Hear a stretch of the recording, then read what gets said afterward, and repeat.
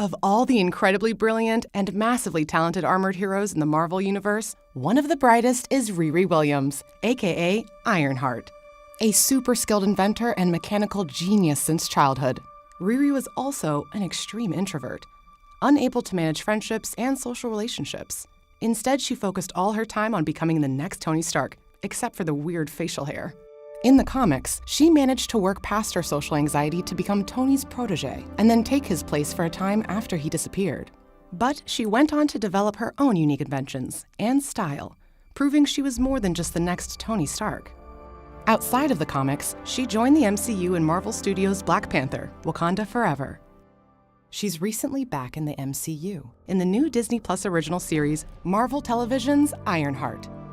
But how did a childhood tragedy set Riri on the road to becoming a hero? How could she build a working set of armor in a dorm room? And can she use her genius IQ to figure out how to make friends? We're here to answer all of those questions and more. This is Marvel Recap: Ironheart. With special shoutouts to the Marvel Studios story team and the official handbook of the Marvel Universe research team. Riri Williams grew up in Chicago, where she and her sister, Sharon, were raised by her mother, Ronnie, and her stepdad, Gary. As the family didn't have money for daycare, young Riri spent her days helping Gary repair cars in his garage. Riri's problem started when she entered kindergarten and started acting up in class. During a meeting with her parents, her principal explained that her IQ had tested at the level of a super genius, and she was simply bored with everything around her.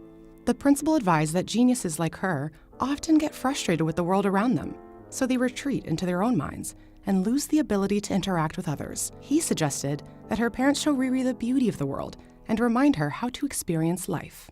Not long after, during a day out at the mall with Gary, Riri's life changed forever when the alien race known as the Skrulls invaded Chicago. Riri and Gary were saved by Tony Stark, aka Iron Man. That's when Riri realized she wanted to become a superhero, but not before taking a moment to diagnose a malfunction in Tony's boot thruster while she fled to safety. By the time she was 10, Riri had become what her kindergarten principal feared, an extreme introvert. She spent all her time in the family garage working on projects to help superheroes maintain their secret identities. Until one day, when a neighborhood girl, Natalie Washington, wandered into her garage, and suddenly, Riri had her first real friend. Riri skipped multiple grades, but her age didn't exactly help her relate to her older classmates. She soon found herself a lonely 10-year-old attending King College Prep High School, where she was shunned by almost all of the other students, all except for student Deja Hamilton, who became Riri's second ever friend. By the time Riri graduated from high school at the age of 13, she'd already accepted a full university scholarship. She'd also drifted apart from Deja, who'd had to drop out of school to take care of her mom. But before she left for school, tragedy struck. During a cookout at the park, Riri's family was caught in a drive-by shooting. Gary was able to save Riri and her family, but he and Natalie were both killed.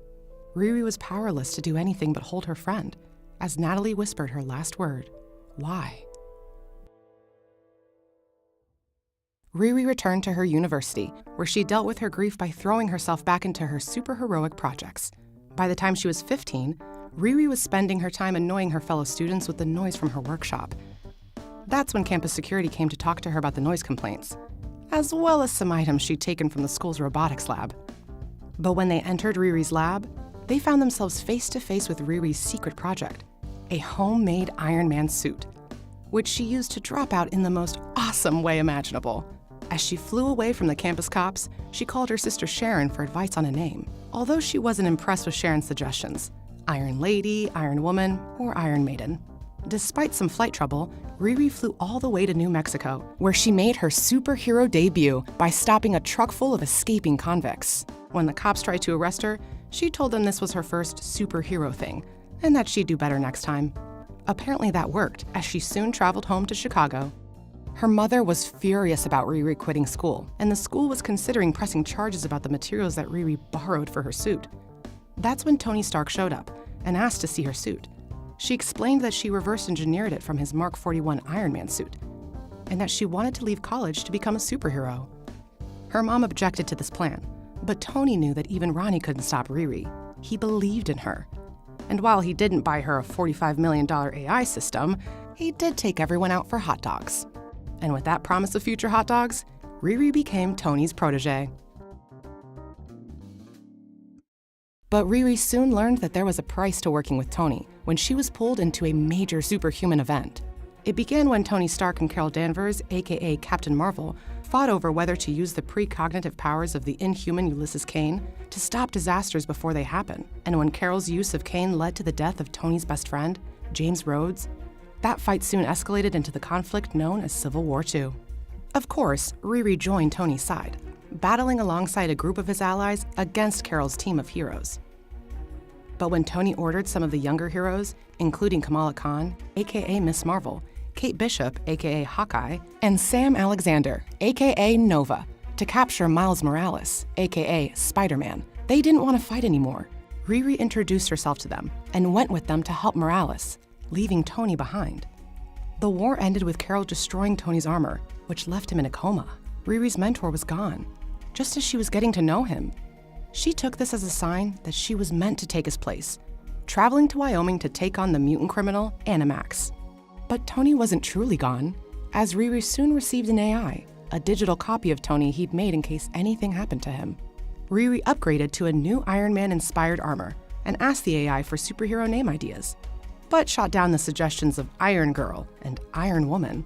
The AI wondered why she didn't ask a friend for ideas, then realized she had no friends. That led to an argument where Riri finally broke down over the death of Natalie, unable to understand why she died of a random bullet, the bullet that inspired Riri to make her armor. And so, the AI suggested a new name, Ironheart. Riri then teamed up with Pepper Potts, in her rescue armor, to take down the supervillain Tumo, the techno golem. When interim S.H.I.E.L.D. director Sharon Carter offered Riri a chance to train as a S.H.I.E.L.D. agent, Riri refused, saying that she thought S.H.I.E.L.D. was the devil. Plus, she had valid criticisms of S.H.I.E.L.D.'s systemic abuse of power in the name of global protection. That got her a stink eye from Sharon. Things were soon looking up for Riri. Tony's biological mother, Amanda Armstrong, offered her Tony's old lab. Riri's university reached out to ask her to return to school. After she took down the supervillain named the Armadillo, she was also offered a spot on the superhero team, the Champions, which included her old Civil War II comrades, Miss Marvel and Nova. While she considered those offers, she was introduced to more of the superhero community, teaming up with fellow super genius Luna Lafayette, codenamed Moon Girl, whose science class had been invaded by robots sent by Dr. Doom. She later worked with Laura Kinney, the clone of Wolverine, who'd taken on his codename, as well as Gabrielle Kinney, a younger clone of Wolverine, codenamed Honey Badger at the time. The trio worked to contain an alien virus on New York's Roosevelt Island with the help of Deadpool, Logan's son Daken, and an older, alternate reality version of Logan. But Riri wasn't the only armored character inspired by Tony, as his absence had convinced a seemingly reformed Dr. Doom to take over his role as Iron Man. After Doom had a run-in with Sharon Carter and S.H.I.E.L.D., Riri flew to Latveria to investigate Doom. When she told him that he had to stop acting as Iron Man, Doom goaded her into attacking him. During her attack, Doom had a vision of a future version of Tony Stark, one who had become Earth's Sorcerer Supreme, who also told Doom he needed to stop being Iron Man. Doom was quickly arrested by S.H.I.E.L.D. Riri got a thank you from Agent Sharon Carter, who warned her that her life was going to change, as she was now the woman who brought Victor Von Doom to justice. Sharon was right. Not long after, former Latvian politician Lucia von Bardas attacked the Smithsonian with a suicide bomber, and Sharon Carter asked Riri to capture the criminal. Riri flew to Latveria, where she took out an army of Doombots before taking out von Bardas by playing possum. That's when Riri proclaimed herself the new queen of Latveria. When S.H.I.E.L.D. arrived in Latveria to deal with Riri, they found her ordering Doombots to feed starving children. And while Riri said she would love to leave, she wouldn't until she finished her list of things the people of Latveria needed. So, she effectively argued Sharon Carter into giving the country its first free elections ever. Riri abdicated before returning home to Chicago, where she admitted to her mom how freaked out she was by the experience, and that they would likely need to move because of her new publicity. She also worked with Peter Parker to track down the owner of an old hacked Stark phone off of a New York goon. The phone turned out to be part of a plot by the supervillain called the Tinkerer. Riri teamed up with Spidey to take him down, and despite a lack of armor, after it was damaged in battle, Riri still saved the lives of Hawkeye, the Clint Barton one, and the Falcon, the Sam Wilson one, by taking down the Shocker.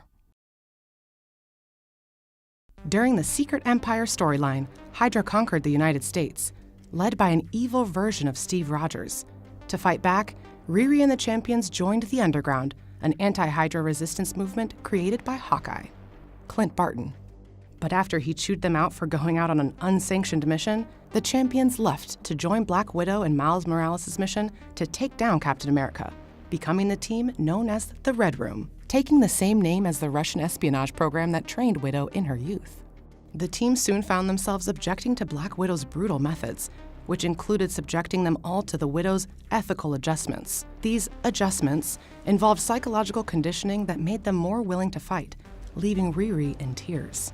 When Black Widow tortured a Hydra agent for information, the kids tried to stop her. Riri offered to wipe his memory with an app she developed, but the agent tried to stab her. Widow stepped in and shot him, saving a horrified Riri. While the young heroes were considering leaving the Widow's team, Cap and his Hydra forces attacked Hawkeye's base, defeating the Underground. When she heard the news, Natasha had almost no time to grieve, as she informed the Red Room that they had a new mission: to kill Captain America. Unfortunately, Widow's mission ended with evil Cap killing her, and the Red Room was arrested and taken to a Hydra prison. They remained imprisoned until a newly assembled group of heroes attacked Hydra, prompting supervillains Taskmaster and Black Ant to switch sides. They agreed to release the Red Room, as long as they told the Avengers that they were treated well while in captivity. They were allowed to watch TV and eat takeout in their cell. The kids agreed, and ran off to join the battle, although Miles webbed up the villains before they left. The team waded into the in-progress battle, which ended when the real Steve Rogers was restored and defeated the evil Hydra Steve Rogers. Hydra had created the evil Steve Rogers with the use of a cosmic cube, an immensely powerful artifact capable of reshaping reality. In this case, the cosmic cube had taken the form of an adorable little girl named Kobik. Kobik rewarded some of the heroes who stopped Hydra by giving them a trip through time. Riri was sent to an alternate future where she met the Sorcerer Supreme, a 126-year-old Tony Stark. Yup, the same one that Doom saw in his vision. He revealed that, in the future, the Avengers spread across the universe, saving alien worlds and creating a galactic utopia. Riri learned that she would eventually become Dr. Riri Williams, known to everyone in the galaxy as a famous futurist. After she was returned to the present, she got right back to work in her lab, focusing on the future. Hey, remember Tony's body, which was still comatose from getting pummeled during his battle with Carol Danvers? Well, one day it disappeared from a Stark Industries facility in New Jersey. Riri was brought in to find him, with the help of Tony's mother, Amanda Armstrong, and his assistant, Mary Jane Watson. But before Riri could even start the search, the Stark Industries board demanded that she turn over her armor, saying it was stolen. They even sent agents to confiscate her lab. But Riri gave up her armor, saying she didn't want to trash her neighborhood with a battle, and besides, she had backups of everything. Riri soon received help from an unexpected source, Blade the Vampire Hunter. He advised her to take the offer from her university, as it would help her find Tony, making him the least likely guidance counselor of all time. Riri flew back to her school, who offered her a state-of-the-art new lab. The dean also advised her that the armor that Stark Industries confiscated was technically the university's property, which he was happy to sign back over to her. This was just the excuse she needed to steal her armor back. To find Tony, she teamed up with 3 other armored heroes who were also looking for him. There was Arno Stark, Tony's adoptive brother, Madison Jeffries, the mutant technokinetic and former Alpha Flight superhero team member known as Box. And finally, Tony Ho, who had also used rescue armor before becoming the latest pilot of the Iron Patriot armor. Oh, and she was also the daughter of Ho Yinsen, who had helped Tony Stark assemble his first Iron Man suit way back in 1963's Tales of Suspense number 39. During the search for Tony, Riri demanded to know who'd convinced her university to take her back, and who Blade was working for. The other 3 heroes claimed not to know, only to discover it was the actual Leonardo da Vinci, who'd been working on a replacement for S.H.I.E.L.D., and he wanted to recruit Riri and Tony for it, along with Miles Morales. Then, when Amanda and Mary Jane suddenly faced a squad of Hydra troopers, Da Vinci's recruits showed up to save them, and were joined by Tony, who had escaped the pod after it had rebuilt his body cell by cell into a new form. Riri was left to explain to him why Leonardo da Vinci was on his patio, and that he wasn't the Ninja Turtle. Riri went on to officially join the Champions, working with fellow genius Amadeus Cho to build the team a new base, the CMB, or Champions Mobile Bunker. She soon made friends with Viv, the synthezoid daughter of the Avenger named Vision, bonding over the fact that they had problems socializing with others. When Sam Alexander received a distress call from the Nova Corps about an attack by the Chitauri, the champions traveled into space to intervene, only to discover the Chitauri were challenging the death-obsessed Thanos and his army. While the team was able to defeat the Chitauri, Riri couldn't resist taunting Thanos, who destroyed her armor with a single blast. On the flight home, Riri was shaken by her brush with death and how useless she felt her armor was. Viv tried to comfort her, pointing out that Riri saved many lives. Inspired by Viv, Riri started designing a new armor, which she dubbed Ironheart 3.0. But just as Riri and Viv were getting close, things turned awkward when Viv surprised her with a sudden kiss.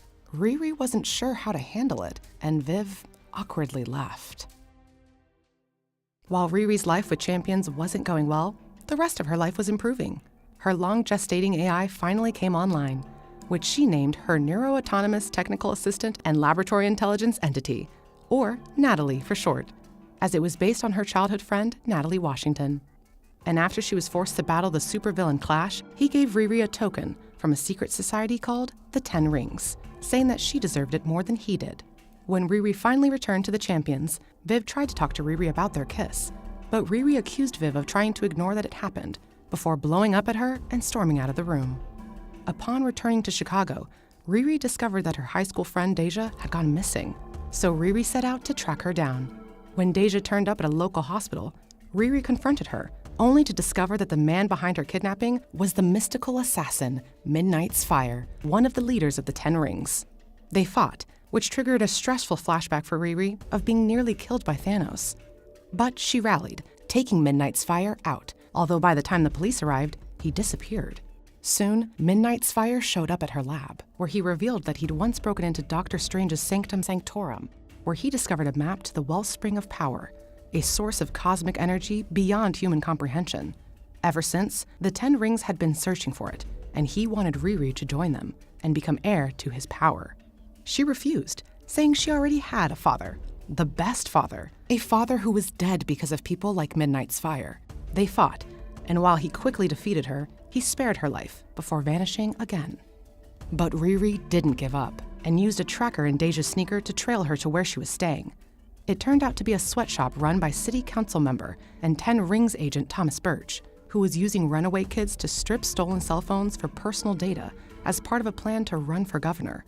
Riri was able to take down Birch by turning him into a giant electromagnet. Riri and Deja finally had a chance to reconnect as they waited for the kids to be picked up by their families. Riri and Ronnie watched the news announce that Birch had been arrested and had to drop out of the governor's race. Riri revealed to her mother that she'd once again left school to create a new lab in Chicago. But where did she get the money?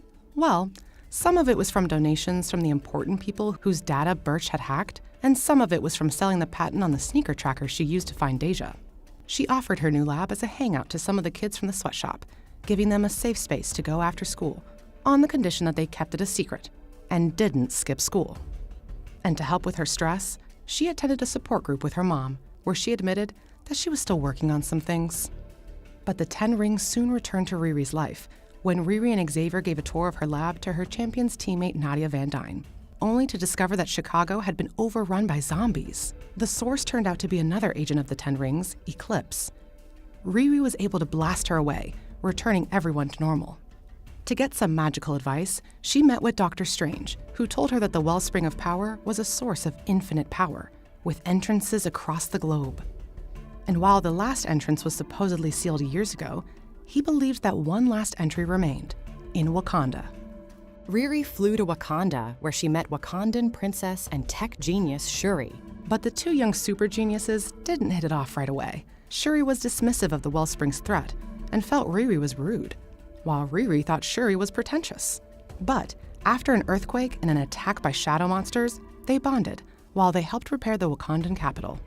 They soon set off to find the Wellspring, joined on their quest by Silhouette, the sister of Midnight's Fire, who was also trying to track him down, and Okoye, a key member of the Wakandan Dormilaje, Wakanda's special forces. They found the wellspring was already occupied by the 10 rings, including Midnight's Fire, Eclipse, and their leader, Dune. Dune turned out to be Demetrius Williams, Riri's presumed long-dead biological father? How could that be? We'll explain in a second. Riri and her team fought the 10 rings, with Riri revealing her identity to her birth father. He didn't take the news well. Dune activated the ancient Stone of Hala to engage the wellspring's power, only to have Riri steal it by shrinking herself with some PIM particles that Nadia had given her. Unfortunately, the particles made her wobbly, causing her to fall into the wellspring. Riri woke up inside the wellspring, which showed her the truth about Demetrius's past, that he'd volunteered for a shield experiment to raise money for Riri's mom, Ronnie, only to end up with superpowers. He'd escaped the lab and gone on the run before they could neutralize him. Riri was horrified, realizing that Demetrius was both a victim and a villain, and she felt that evil in herself, too. She also remembered what her stepdad Gary taught her, that those who move with courage make the path for those who live with fear. While she used to think everyone was one type of person or another, she was both. She was afraid all the time, and yet, she was also courageous. That knowledge was what she needed to escape the wellspring. Riri used the powers it gave her to defeat the 10 rings, who decided to retreat, but not before Riri shared one final look with her bio-dad. Afterwards, Shuri awarded Riri the Circlet of Bast, Wakanda's highest honor, assuring Riri that she would always have a home in Wakanda. And just as it looked like Riri was finally going to clear things up with Viv, Riri ambushed her synthezoid friend and subsequently attacked the rest of the champions when they came to investigate. She'd been possessed by the demonic entity known as Blackheart, who tapped into her repressed anger at Viv and the rest of the team. Through Riri, Blackheart went on to possess several team members, leading to a final showdown. That's when Viv apologized to Riri for not considering her feelings, which freed Williams from Blackheart's control. Blackheart tried to coax Riri back under his sway, but she resisted, saying that while she got angry all the time, the only thing she hated then was him. The combined team quickly took him down. Viv and Riri finally had the talk they needed to have, with both agreeing that they wanted to work on being friends, together. Later, Riri returned to Wakanda to help Shuri assemble the Wakandan space program, and helped fight off the forces of Emperor Njidaka, an alien symbiote who'd possessed the resurrected body of Wakandan villain Eric Killmonger. To help repay Riri for all her efforts, Shuri bought a Chicago apartment where Riri, Kamala Khan, and Shuri could decompress whenever they needed to. Riri's superhero career came under attack after a battle between the champions and an Asgardian dragon resulted in the destruction of Cole's academic high school.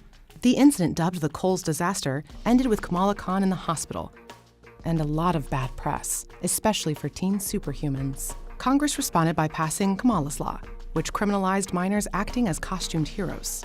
A new government agency, the Child Hero Reconnaissance and Disruption Law Enforcement Agency, or CRADLE, was formed to keep an eye on young heroes. They started by raiding Riri's Chicago lab. After saving a child from a runaway self-driving car, Riri discovered that Stark Unlimited intern Andre Sims had tampered with the AI of a competitor's line of self-driving cars to ingratiate himself with the company. Riri confronted him about it, but admitted that she had no evidence. Riri didn't want to accuse him as Ironheart, as it would violate Kamala's Law. Then, Natalie started glitching out because of Andre's AI-altering code. Riri was torn because she felt underage superheroes did so much good, but being Ironheart would make her a criminal, and she couldn't risk her mom being accused of neglect. That's when the glitching Natalie possessed the Ironheart suit to attack Andre. Riri managed to get to the lab in time to save Andre, only to find that the AI wasn't actually glitching. It was having an existential crisis. Because if Riri wasn't helping people, what was the point of Natalie? Riri admitted that she was scared too. She wanted to suit up every day. But if she did, Riri could lose Natalie. And she couldn't lose Natalie, even an AI version, again. They ended up turning Andre into his superiors, and he was fired, with no mention of Ironheart's actions. Since Riri's identity was publicly known, she tried to comply with the law, but she soon ended up fighting Cradle agents with Kamala Khan, Sam Alexander, and Miles Morales. While she initially hid her friends in her lab, they were soon joined by the rest of the Champions team. They went online to fight Kamala's Law by exposing the corrupt Roxxon Energy Corporation's backing of the law. Their lack of progress was frustrating to Riri, who felt like they were accomplishing nothing. She quit the team, until Roxxon hired Andre Sims as their new youth outreach coordinator. Riri returned to help Viv develop a new Champs Charge social media app to combat Roxxon's Roxxon app at a rally where Kamala Khan went viral for protesting the law. The public support led to the repeal of Kamala's law.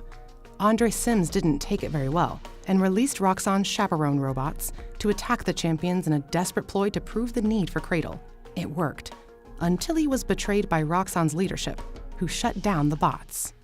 With the team finally free to resume public heroics, they celebrated with a backyard party and a congratulatory selfie. Riri faced one of her toughest challenges yet when the supervillain Spy Master acquired the set of Makluan rings that had been the weapons of the classic Iron Man villain, the Mandarin. Tony Stark and James Rhodes tried to buy them, but they discovered that the rings had been sold to the villainous Cobalt Man, who turned out to be Riri in disguise. While Tony and Rhodey wanted to destroy the rings, Riri wanted to research them, hoping to use their technology for positive change. But Tony was concerned because the rings have the power to destroy worlds, and Riri. Riri asked Tony to trust her, and he eventually relented, letting Riri keep the rings. Riri took them back to her lab for research. But it wasn't long before Riri started giving in to the temptation to use the rings. When she and Tony fought the living laser, Riri used the rings to stop him. Tony accused her of lying to him, but she argued that she just said the rings were safe, which they were, on her fingers. She then used the rings to enter the laser's mind and repair the damage from the battle. During the Fall of X event, the mutant nation of Krakoa was attacked by the anti-mutant organization Orcus, who used Sentinels with Iron Man technology. Riri worked with Tony to create spaceships that would allow the mutants to escape the planet of Araco. They were made out of the metametal Mysterium, an anti-magic material that's stronger than adamantium. While working on the ships with the mutant inventor Forge, Riri was confronted by a Makluan dragon who warned her that her rings were rings of tragedy, and that even the purest of hearts will compromise in the darkest of days. The dragon flew off, leaving Riri unsettled. Riri and Forge traveled to the Dwarven forges at Nidavellir, where the dwarves agreed to build the ships in exchange for the leftover Mysterium. But when the dwarves finished their task, they attacked Riri, hoping to discover the secrets of forging Mysterium for themselves. Riri used the rings to subdue the dwarves, starting to lose herself in their power, until Forge talked her down. Riri relented, admitting that she wasn't scared of the rings anymore, which frightened her. Riri and Forge constructed a device that sent the rings out into the universe, hopefully to where they might be needed. Riri was frustrated that she didn't learn a thing from the rings, until Forge asked, "Really? Not even about yourself?" That, at least, got a smile. Later, Riri helped Tony build a memorial to everyone who died battling Orcus. Tony thanked Riri for her help, asking how it felt to be living without the power and burden of the rings. She admitted it felt like withdrawal, but she was holding on. When Tony asked what was next on her agenda, Riri didn't know, but she admitted that she was thinking about her next move, and in the meantime, she'd still be tinkering. She also found time to attend a cookout at the birthday party for the forgotten Captain America Isaiah Bradley, which boasted multiple Captains America and most of the Black superhero community. Seeing her there, smiling and enjoying a party with her friends and superhero colleagues, it was hard to believe she was the same young super genius who used to sit friendless and alone in her garage. Over in the MCU, Riri made her big screen debut in Marvel Studios' Black Panther: Wakanda Forever. When an American mining outpost used a new device to detect vibranium in the ocean, it was attacked by water-breathing super-strong inhabitants of the underwater city Talokan. Wakanda was blamed for the attack, and after being threatened by Talokan's King Namor, Princess Shuri and General Okoye traveled to America to meet the device's creator, 19-year-old Riri Williams. Riri revealed that the detector was just a school project that was confiscated by the US government. Shuri demanded that Riri come to Wakanda for her own safety, but Riri refused, until Shuri told her that she could deal with the mermen trying to kill her by herself. What? Riri took the Wakandans to her garage, only to be surrounded by federal agents looking for her. They escaped with the help of Riri's car and her secret project, an Iron Man-esque armored suit. They managed to evade the feds, and Riri took out her surveillance drone. They were soon attacked by Talokan warriors, who took Shuri and Riri back to their underwater city to meet Namor. But former Wakandan agent Nakia soon rescued them, taking them back to Wakanda. Wakanda was then attacked by Namor's forces, and Queen Ramonda sacrificed herself to save Riri's life. Afterwards, Riri helped Shuri figure out a way to defeat Namor by evaporating the moisture in his body. She also helped figure out a way to recreate the now-lost heart-shaped herb, giving Shuri the powers of the Black Panther. While in Wakanda, Riri used Wakandan tech to create an improved version of her armor, For the Queen. which she used during the final battle between Talokan and Wakanda. After Shuri defeated Namor, Riri prepared to return to America. But Shuri couldn't let Riri take her Wakandan improved armor with her, for fear of the technology falling into the wrong hands. But as a going-away present, Shuri repaired Riri's car, which belonged to her stepfather and had been destroyed during the fight with the Talakanil. An alternate version of Riri also appeared in the Marvel Animation's What If episode. What If the Emergence Destroyed the Earth? In a world where the emergence of Tiamat the Celestial wasn't stopped by the Eternals, Quentin Beck, aka Mysterio, used Stark Industries to take over what was left of the world. Riri was one of the few heroes remaining before she was joined by the Alliance, a last-ditch resistance group made up of Wong, Ying-Nan, Okoye, Valkyrie, and Brock Rumlow. Riri was able to upgrade her armor with the technology of the Vision, making her a human synthezoid hybrid. But it wasn't enough, as Beck was able to absorb her technology, until the Watcher broke his oath of non-interference to encourage her to fight back. Riri used every ounce of her will to defeat Beck. She then used her powers to give the people of this shattered world a vision of the future. What's next for Riri? She's currently appearing in the new Disney Plus series Marvel Television's Ironheart, Where she's back at her university and working on an all-new armor. And that is our abridged summary of Riri Williams, aka Ironheart.